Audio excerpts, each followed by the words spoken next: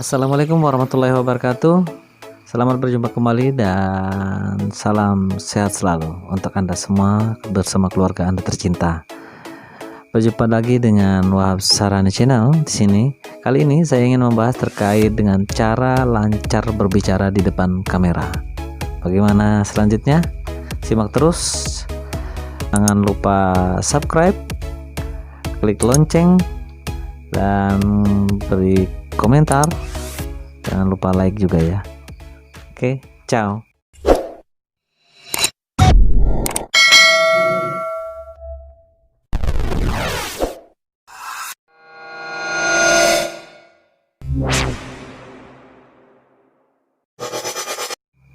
Oke, assalamualaikum warahmatullahi wabarakatuh. Berjumpa lagi, kita lanjutkan kembali pembahasan kita pada hari ini, yaitu terkait bagaimana cara lancar berbicara di depan kamera.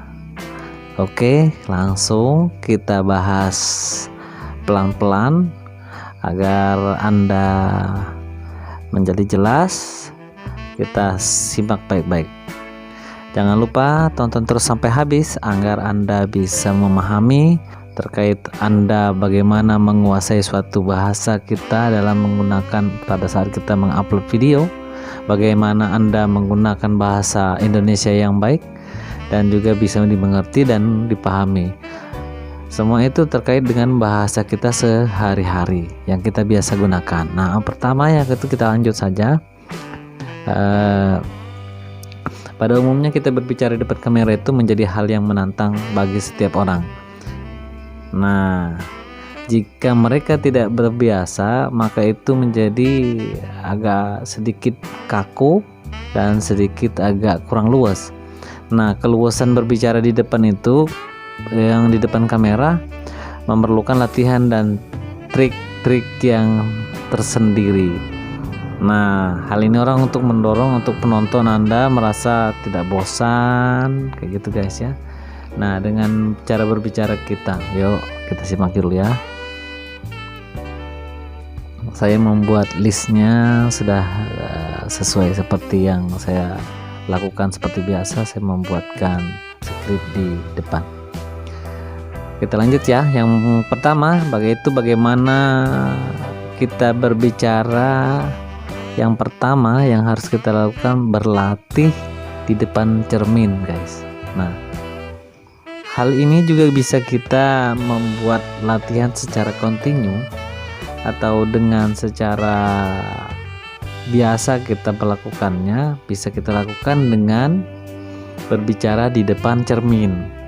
Nah, hal ini juga berlatih berbicara di depan cermin. Kamu bisa mengetahui bagaimana cara kamu berbicara dan memulainya, baik ekspresi kayak gitu guys ya. Nah, sampai dengan bicara terkait dengan bahasa tubuhmu. Nah, bagaimana kamu bisa menggunakannya itu, lalu kamu harus bisa juga lakukan serutin mungkin untuk sebagai menjadi sebuah latihan atau menjadi sebuah ekspresi luapan dalam konten videomu yang akan kamu angkat ke YouTube nanti, kayak gitu guys. Nah, hal itu mungkin bisa kita lakukan semaksimal mungkin. Nah, dengan catatan kita harus latihan secara kontinu berbicara di depan cermin menggunakan bahasa keseharian Anda, dan setelah lancar Anda bisa juga menguploadnya. Dengan catatan kita harus mengedit dulu mana-mana part-part mana yang bisa kita tampilkan untuk video yang Anda tampilkan di YouTube, kayak gitu guys ya. Nah, kemudian selanjutnya untuk yang kedua ini sebenarnya menurut saya penting juga, karena kita harus membuat sebuah perencanaan yang matang. Nah, hal ini akan kita lakukan membuat konsep-konsep atau fase-fase mana atau hal-hal mana yang harus kita laksanakan, yang harus kita dahulukan, kemudian yang tahapan middle-nya atau kemudian tahapan akhirnya yang harus kita lakukan secara bertahap.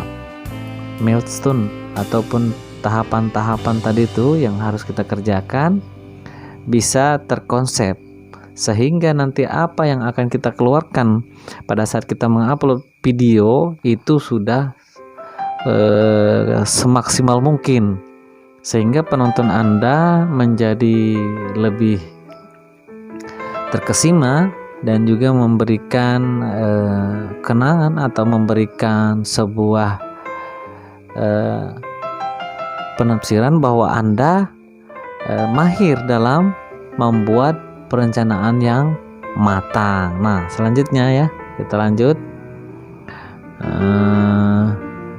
Nah, saya tambahkan juga, untuk membuat perencanaan itu penting dilakukan bagaimana kita berbicara di depan kamera. Jadi kita harus tahu betul apa yang ingin kita bicarakan dan tetap relevan dengan topik yang akan kamu buat dalam konten videomu.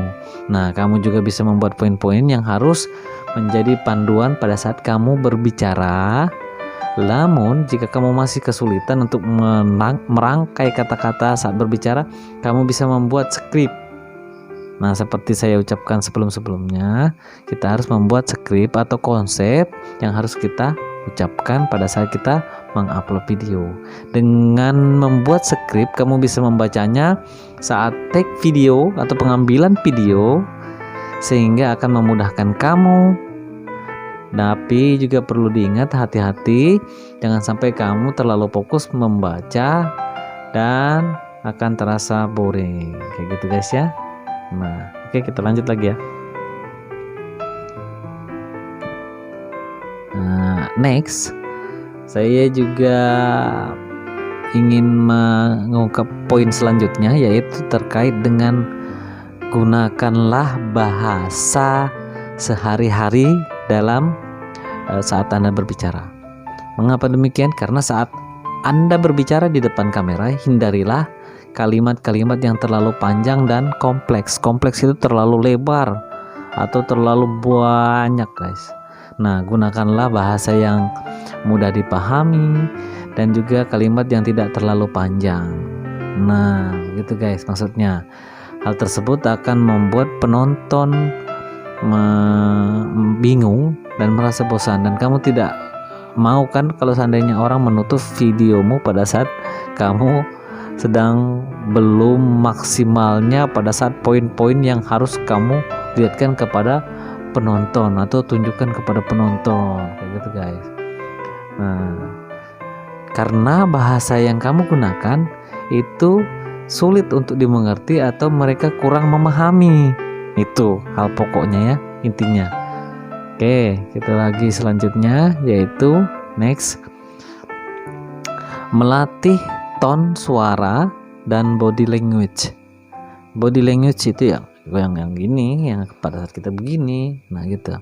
Tone suara itu harus Anda buat bilang orang bagaimana ya? Beraneka ragam kayak gitu guys. Nah, contohnya pada saat saya berbicara begini, ada penekanan suara yang harus saya keluarkan, kemudian ada pula yang harus saya lowkan dan atau yang harus saya high kayak gitu guys. Nah, melatih tone suara itu erat kaitannya dengan vokal Anda, yaitu huruf A, I, U, E, O. Nah, itu huruf vokal ini harus jelas dan keluarnya harus maksimal kayak gitu guys. Nah, untuk berbicara secara natural dan lancar di depan kamera, kamu harus melatih tempo berbicara. Nah, maksudnya tempo berbicara kita pada saat nada tertentu kayak gitu guys. Nah, bahasa tubuhmu kayak gitu harus kamu juga mampu melatihnya kayak gitu guys. Nah, gunakan itu semaksimal mungkin. Kemudian hindari berbicara terlalu cepat atau terlalu lambat. Nah, intonasi kita tadi kita harus gunakan bahasa itu sesuai dengan ritme kita, jangan terlalu cepat atau jangan terlalu lambat tadi kayak gitu guys. Nah, bagaimana dengan language tubuh kita atau body language kita?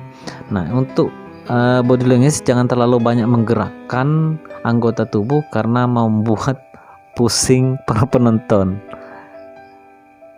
Entah bagaimana.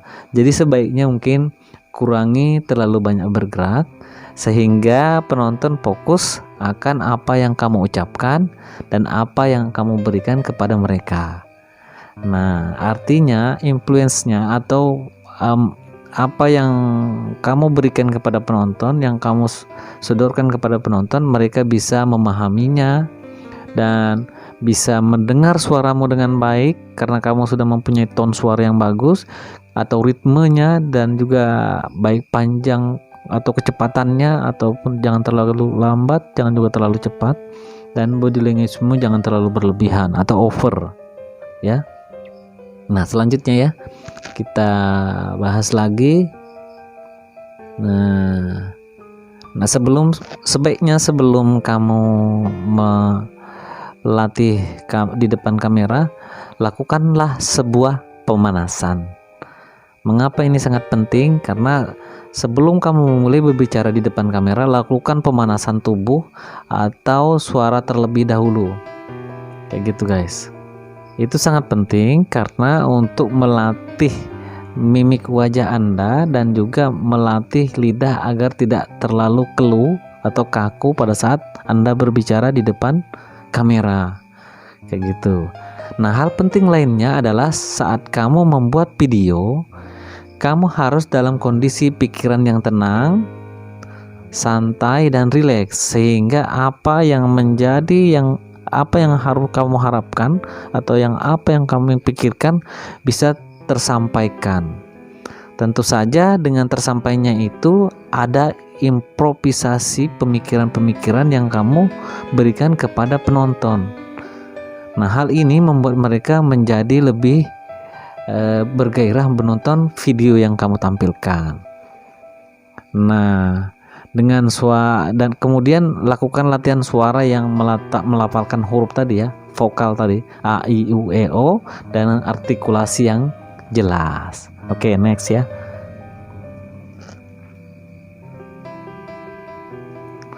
Nah, next selanjutnya atau yang terakhir ini adalah bagaimana kamu konsisten berlatih.